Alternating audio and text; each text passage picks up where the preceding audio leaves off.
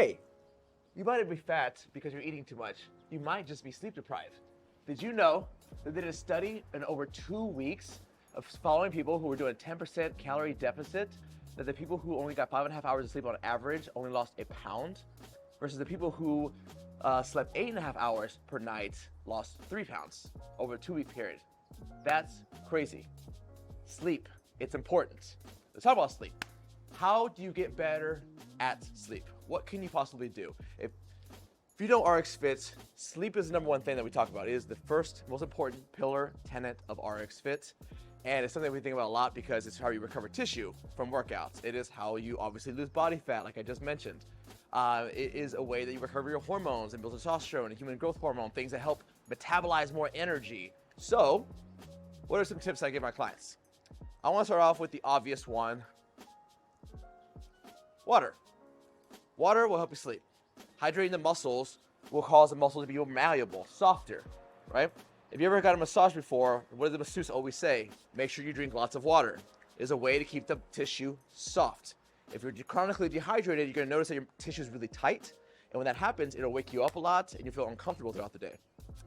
Another point, on that note of tightness, these are lacrosse balls.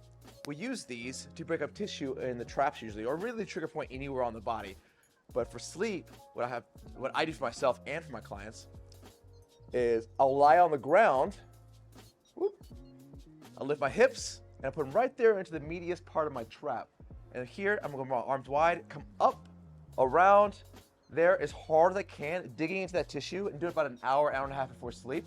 You'll notice that the tissue gets softer, and what you're gonna notice is if you're a person who's prone to stress headaches or just stress in general, it's gonna feel looser here, softer, more malleable. What that leads to is easier drifting off into sleep.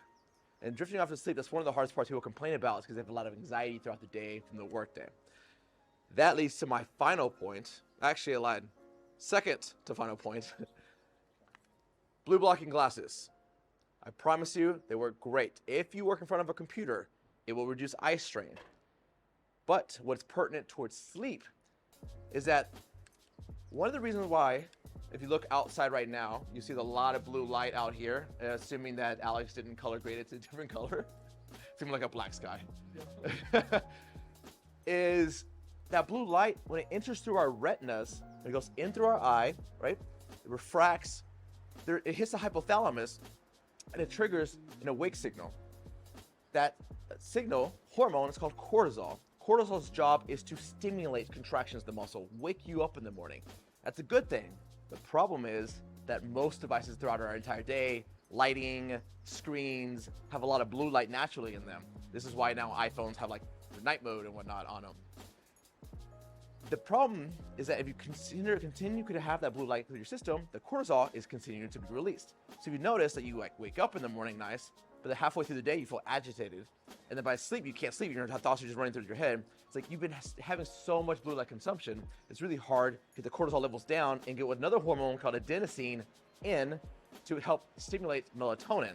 I know there's a lot of hormones I just mentioned just then. The point is that cortisol will bring it down so that way your melatonin can go up, and then you can drift easier to sleep. One way to do that is to filter the blue light through blue light blockers, so that way your retina is not receiving all that light, right? Highly recommend these. Even if you don't have problems with sleep, I still recommend them because it's great for eye strain when you're looking at screens for a very long time.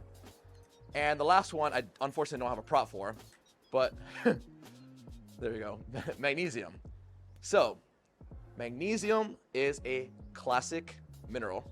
It's really easy, it's electrolytes. We've talked about magnesium in the past.